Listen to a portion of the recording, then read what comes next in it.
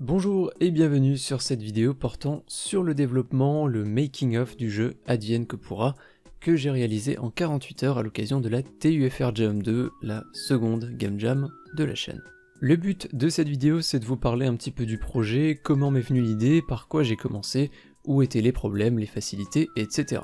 Je vous recommande évidemment de jouer au projet avant de regarder cette vidéo.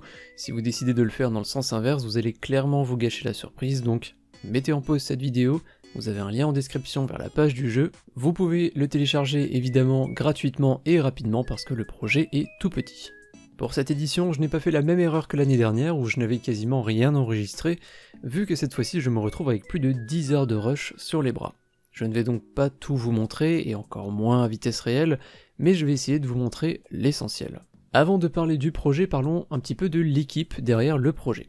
Équipe qui était constituée de moi. Oui, juste moi.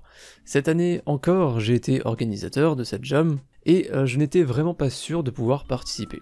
En fait, je m'attendais à ce qu'il y ait potentiellement beaucoup plus de monde que l'année dernière, et je devais donc être disponible pour aider les membres ou gérer d'éventuels problèmes d'organisation.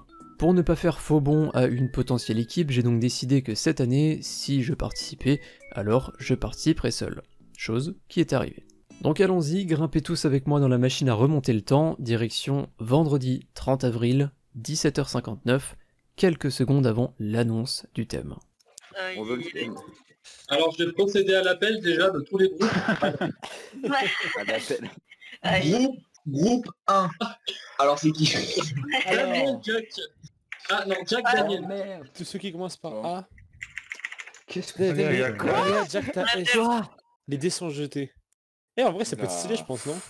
Faut déjà que je comprenne ça veut dire quoi. Ok, d'accord. Bah non, mais c'est indiqué. Oui, non, mais c'est- Les dés sont jetés, oula, c'est quoi ce thème? Ok, Ça let's aurait go. été. C'est parti. Ok, c'est parti. Bonne chance à tous. Ouais, bonne chance à tous. tout le monde. Et à vous aussi. Alors, vous l'avez entendu, des réactions très différentes d'un participant à l'autre. Le thème, vous l'avez vu, était Aléa Jacta Est, qu'on traduit en français de différentes manières. Les dés sont jetés, le sort en est jeté, ou encore Advienne que pourra, qui deviendra justement le nom du jeu que j'ai développé pendant cette jam. Très original, oui. Contrairement à l'année dernière, je ne suis pas resté stoïque pendant une demi-heure après le lancement à réfléchir à ce que j'allais faire, j'ai tout de suite commencé par un brainstorming. De mon côté, je suis resté sur l'idée de l'absence de contrôle et la fatalité. Le fait de ne pas pouvoir vraiment contrôler son destin. Ce qui doit arriver, arrivera. Après avoir creusé pendant plusieurs minutes, j'ai repensé à un jeu de société auquel j'avais joué il y a plusieurs années maintenant qui s'appelle le Colt Express. J'en ai un très bon souvenir et son principe est assez proche du thème de cette jam. C'est le genre de jeu plutôt simple mais dont les règles sont assez longues à expliquer donc je vais vous les épargner. Mais concrètement, sachez que dans ce jeu, vous allez devoir définir vos actions à l'avance avec très peu d'informations. Mais vu que c'est un jeu à plusieurs autour d'une table, eh bien vous n'allez pas être le seul à définir vos actions à l'avance, les autres joueurs aussi, et tout ça dans le plus grand secret. Les actions choisies par chaque joueur vont donc très rapidement empiéter les unes sur les autres et le plan parfait que vous aviez en tête au tour précédent va très vite tomber à l'eau. On a cette idée de destinée incertaine qui va reposer sur d'autres éléments qu'on ne connaît pas, qu'on ne maîtrise pas, et on n'a donc pas le contrôle total de notre avenir et de la partie. En gros, tout peut arriver. J'ai donc décidé d'en rester là et de partir sur une idée assez semblable. Évidemment, mon but avec cette idée n'était pas de recréer ce jeu de société, c'était quand même de faire quelque chose d'original, quelque chose à ma sauce. Donc c'était surtout le concept général qui m'intéressait, à savoir définir nos actions à l'avance, en se basant sur très peu d'informations et toujours avec une petite notion d'aléatoire. Maintenant que j'avais mon idée de gameplay, il me fallait un thème. Plutôt le Far West, plutôt médiéval, moderne, les possibilités sont nombreuses. Je ne voulais pas me baser sur le Far West parce que c'est justement le thème du Colt Express et j'ai donc décidé de jouer la carte de la facilité en partant sur un thème donjon médiéval. Du coup, eh bien, on est parti. Avant même le brainstorming ou l'annonce du thème, je savais que j'allais me tourner vers de la 2D et du pixel art. Simplement parce que je me suis perfectionné dans ce style au fil de la dernière année. Il faut aussi savoir que je me suis interdit d'utiliser une quelconque asset en dehors de la partie audio, à laquelle je n'y connais absolument rien. J'ai donc commencé par réaliser le personnage de mon jeu. J'avais pas mal réfléchi à quel serait le ratio de mes sprites, sachant que j'ai beaucoup travaillé en 32 par 32 ces derniers temps, mais j'ai décidé de jouer la légèreté en bossant non pas sur du 16 par 16 mais du 12 par 12. Ne me demandez pas pourquoi, même moi je n'en ai aucune idée. Avec du recul, je m'aperçois que j'ai eu tendance à me lancer un peu vite dans la partie création au détriment de l'organisation. Comme vous l'avez compris, j'avais vraiment une idée très basique, inspirée de quelque chose d'existant, mais ça restait quand même très léger. Alors par chance, c'est quelque chose qui ne m'a pas porté préjudice. Je trouve que je me suis même plutôt bien débrouillé pendant cette jam et je suis plutôt fier de ce que j'ai réalisé. En fait, l'organisation c'est un pseudo-problème que je rencontre dans beaucoup de projets. J'ai juste une idée, de base, et je me lance sans trop y réfléchir.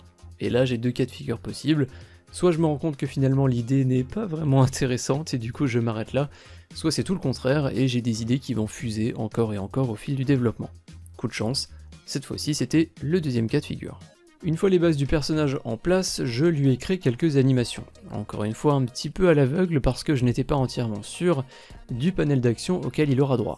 J'ai donc fait une animation idle, une animation d'attente donc, qui fera aussi office d'animation de déplacement, et j'ai également fait une animation où le personnage se baisse. Honnêtement j'aurais pas pu l'écraser encore plus. Puis pour terminer, j'ai créé une dernière animation où le personnage attaque. Animation qui ne sera finalement pas du tout utilisée, j'avais comme idée d'ajouter des monstres en plus des pièges dans chacun des donjons, mais je trouvais que ça complexifiait vraiment trop le jeu et le développement, donc finalement l'idée d'attaque a été abandonnée. Du coup, oui, le personnage a une hache dans la main, en permanence pendant tout le jeu, mais il ne peut pas l'utiliser. Disons que c'est un pacifiste. Après le personnage, l'environnement. J'ai commencé par créer une tile sheet avec quelques tiles de donjon, le sol, les murs, etc. Encore une fois de manière un petit peu aléatoire et à tâtons, vu que vous le verrez au fil du développement, je vais ajouter un paquet de tiles supplémentaires à cette spreadsheet. Une fois la première version de la sheet terminée, direction Unity pour créer le projet. J'ai décidé de le faire avec Unity 2019.3, bien que cette version date un petit peu maintenant. Je sais que dans cette version, les packages pour la 2D avec palette, tilemap, etc. sont inclus par défaut, et donc pas besoin de courir après les packages. Bref, une fois la tilesheet importée et découpée, j'ai commencé à me créer un petit environnement de test pour voir ce que ça donnerait. Je trouvais l'aspect général plutôt sympa, même si j'ai beaucoup retravaillé certaines tiles. Mais l'avantage de bosser avec des tilesheets, c'est qu'on peut les modifier directement dans notre logiciel d'édition graphique, et les changements sont directement répercutés sur Unity. Le personnage a également été importé dans le projet, mais étant donné que le nombre et le type des différents pièges étaient encore un peu flous dans ma tête, je me suis dit que j'allais me changer les idées en travaillant sur un petit peu autre chose, et notamment sur de la logique en développant mon script de déplacement. Qui n'en est pas réellement un au final, parce que pour rappel, le joueur va définir ses actions à l'avance, il va les valider, et ensuite c'est l'algorithme qui va déplacer automatiquement le joueur selon les actions qu'il aura choisies. Concrètement, le jeu ne se joue en fait qu'à la souris, on choisit les actions, on valide, et tout le reste se fait tout seul. Pour créer un système de déplacement automatique comme celui-là, rien de mieux qu'un système de waypoints, des points de passage. On va définir tous les points par lesquels doit passer le personnage, certains chez moi étant dynamiques, ce sont les endroits où justement il y aura des pièges, et ces waypoints dynamiques seront déplacés plus ou moins haut selon l'action choisie par le joueur. Par exemple, si le joueur choisit l'action sauter, le waypoint devrait être placé en hauteur. À ce moment-là, je ne savais pas trop non plus quelle serait la taille de mes donjons. Alors décidément, c'est vrai que je m'en rends compte maintenant en enregistrant cette vidéo, je savais vraiment pas grand chose en commençant le développement de ce jeu. Mais bref, l'idée c'était de rendre les donjons dynamiques, donc avec une taille variable, mettre 3 pièges, 5 pièges, 10 pièges, 50 pièges, l'idée c'était que l'ordinateur génère le niveau lui-même, basé sur les informations que je lui donne, donc du procédural. Mais développer un système comme ça, c'est assez long et quand même assez compliqué finalement, donc pour les tests, j'ai choisi de faire un petit donjon en dur et de partir sur seulement 3 pièges, juste histoire d'avoir assez rapidement une preuve de concept. J'ai donc placé mes différents waypoints, puis j'ai créé un script vraiment très simple qui va déplacer le joueur d'un point à un autre jusqu'à atteindre la fin du donjon. Et en seulement 30 minutes de développement et d'ajustement, j'en suis arrivé à ça. Ce qui n'est plutôt pas mal. Il était à peu près 22 h quand je suis arrivé là, donc ça faisait 4 heures que la jam avait commencé, c'est plutôt encourageant comme départ. Mais je ne voulais pas m'arrêter là et prendre un maximum d'avance pour les jours suivants. J'ai donc décidé d'enchaîner directement sur la randomisation du niveau, et donc la génération de pièges aléatoires pour les 3 endroits que j'avais définis. Pour ça j'ai utilisé des scriptable objects. Chaque piège est représenté par son propre objet qui contient notamment le nom du piège, les informations sur son visuel, donc les différents tiles qui le constituent, et quelles actions blesseront le joueur au moment où il passera sur ce piège. Par exemple, si c'est un piège avec des pics au sol, et bien si le personnage décide de bêtement courir ou encore pire de faire une glissade sur le sol, ça risque de faire mal. Par contre, si le personnage saute au-dessus des pics, là il ne sera pas touché. Donc cette information est stockée également dans le scriptable object de chaque piège. L'idée c'était donc de donner à un script de génération tous ces pièges, et lui va simplement les prendre aléatoirement dans la liste pour les placer aux différents endroits. Pour cette partie, il y a eu pas mal de code et c'est pas forcément la plus intéressante, donc je vais passer rapidement dessus. Au bout d'une petite demi-heure, mon système de randomisation était en place.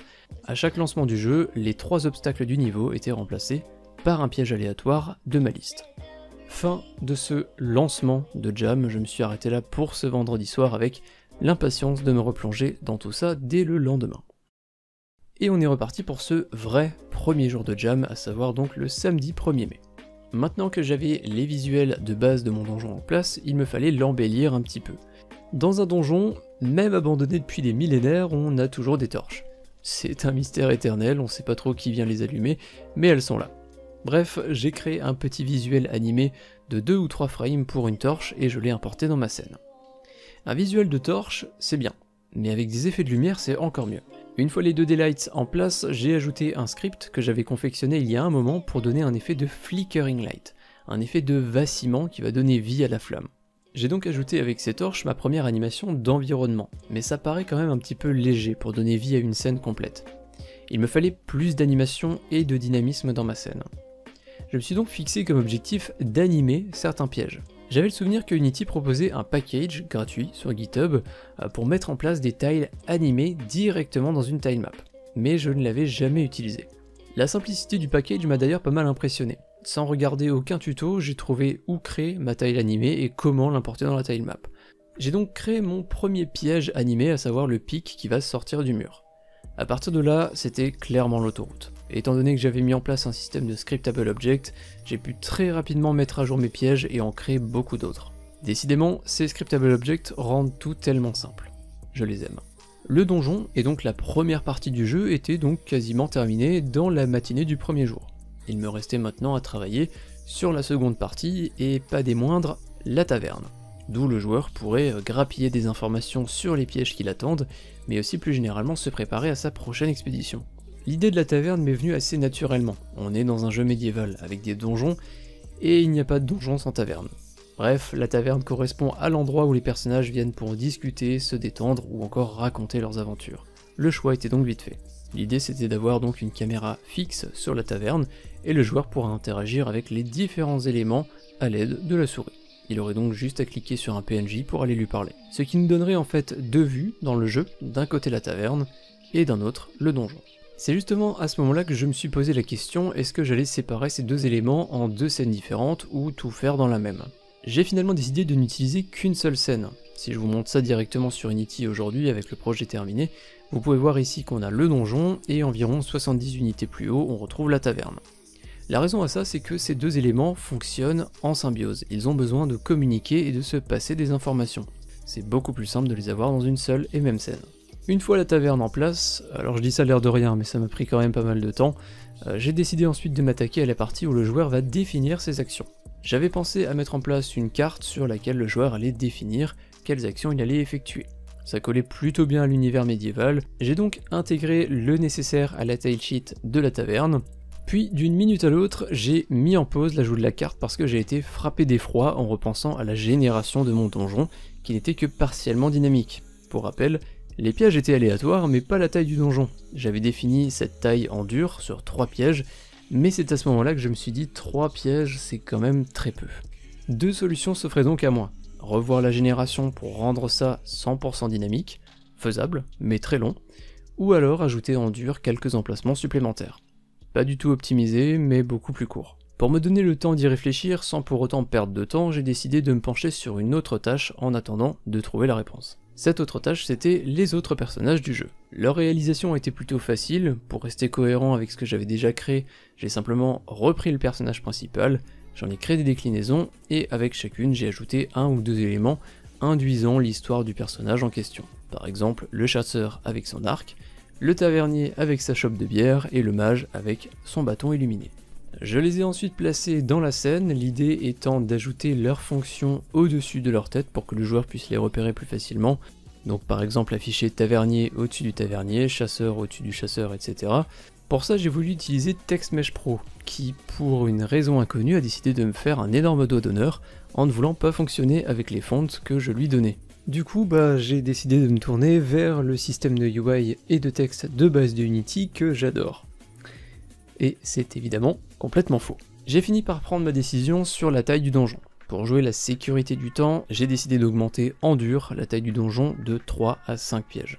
Et à partir de là, je préfère vous prévenir, c'est la débandade. Absolument chaque script que j'ai ajouté à partir de cet instant précis a une place attitrée en enfer. Maintenant que vous êtes au courant, on peut continuer. La taille du donjon était définie. J'ai pu donc me remettre à travailler sur la map. Étant donné que les actions du joueur pour chaque obstacle étaient limitées et au nombre de 3, j'ai décidé de mettre en place une liste déroulante pour chaque obstacle avec les 3 actions possibles. Sauter, courir ou se baisser. Ce qui techniquement parlant n'est pas une mauvaise idée, pour la gestion via script c'est assez simple d'utiliser les drop-downs. Le problème des drop-downs, c'est que c'est du UI. Qu'est-ce que c'est chiant. Il n'y a vraiment rien à faire, je n'accroche pas avec le système de UI de Unity, et pour moi il est beaucoup trop compliqué à prendre en main. Et c'est quand même quelqu'un avec plus de 7 ans d'expérience dans Unity qui vous dit ça. Bref, ce n'est pas le sujet, après avoir insulté mes drop-downs à peu près 50 000 fois, j'ai fini par avoir quelque chose de fonctionnel. J'ai ensuite créé un script qui va lier chaque drop-down à un waypoint dynamique, dont je vous ai parlé plus tôt, l'idée étant que si l'action définie dans le drop-down soit sur sauter, alors le waypoint sera placé en hauteur. Ce qui fera donc, par conséquent, bouger le personnage vers le haut lorsqu'il arrivera à ce moment-là du parcours. Ah oui, au fait, avant qu'un chevalier des arts et des lettres ne passe sur cette vidéo, je n'ai remarqué que beaucoup plus tard que donjon s'écrivait avec un J, et non pas G-E-O-N. Mais pour ma défense, si vous tapez donjon avec G-E-O-N sur Google, eh bien ce dernier va même pas vous corriger. Si je peux plus faire confiance à Google, à qui voulez-vous que je fasse confiance? En ce qui concerne le verbe courir, j'ai tendance à l'écrire avec 3 R. C'est plutôt joli, mais c'est complètement faux en termes de français. Mais que voulez-vous, il y a des mots comme ça avec lesquels on a du mal et pourtant je suis pas vraiment mauvais en français. Bon, l'essentiel c'est que j'ai remarqué la faute avant de publier le jeu et j'ai corrigé tout ça. J'ai ajouté très rapidement le UI du joueur, à savoir ses points de vie et son nombre de pièces. Pas grand chose à raconter là-dessus, hein, c'est plutôt simple. Et puis je commençais tout doucement à m'approcher de la version finale du jeu, mine de rien. Le gros système qui restait vraiment à développer, c'était celui de dialogue, avec les différents personnages de la taverne, et également l'ajout d'un mini tutoriel pour que le joueur ne soit pas perdu en lançant le jeu. Mais à ce moment-là, il était 2h du matin, déjà dimanche. J'ai décidé de m'arrêter là pour la journée et de repousser au lendemain le développement de ces 2 systèmes. Enfin, repousser au lendemain, repousser de quelques heures quoi. Et on est reparti. Je n'ai pas perdu une seule seconde sur ce dernier jour et je me suis lancé directement sur le développement du système de dialogue. Encore une fois, pour faciliter et accélérer le développement, je n'ai pas créé un système dynamique auquel on passe le PNJ, ses dialogues, ses actions, etc. J'ai directement créé un panel pour chaque PNJ en dur avec les infos nécessaires pour le personnage. Le plus gros du travail n'a pas vraiment été la partie visuelle, mais plutôt la partie logique avec les différentes actions et leurs conséquences.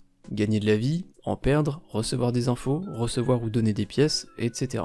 Comme je l'ai dit un petit peu plus tôt, le script qui gère ça a une place attitrée en enfer et je ne vais donc pas rentrer dans les détails. Croyez-moi, c'est pour votre bien. Bref, après environ 2 heures de développement, le système de dialogue était terminé pour chaque personnage et il me restait maintenant à traiter le système de tutoriel. Celui-là a été particulièrement rapide à développer, concrètement il est juste constitué d'une dizaine de panels qui vont s'activer et se désactiver les uns après les autres lorsque le joueur clique sur suivant.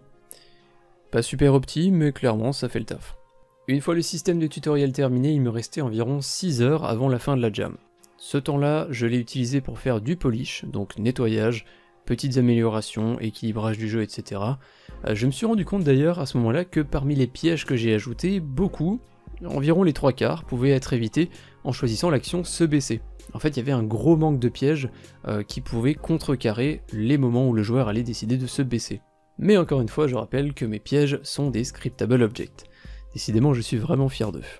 En quelques minutes, j'ai pu donc ajouter d'autres pièges, notamment une scie et un sol clouté pour les petits malins qui essaieraient de se baisser à chaque fois.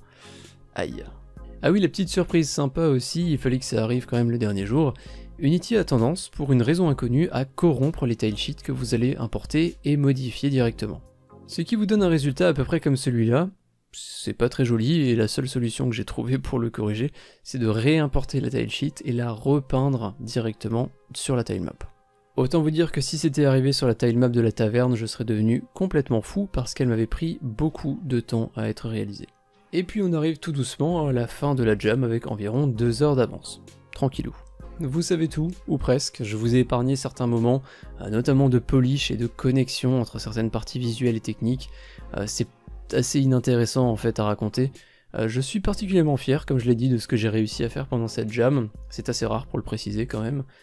Bien que mon code soit l'incarnation du mal et que je refuse catégoriquement d'y retoucher au risque de tomber malade, je trouve que le résultat final est plutôt sympa et les visuels sont assez réussis.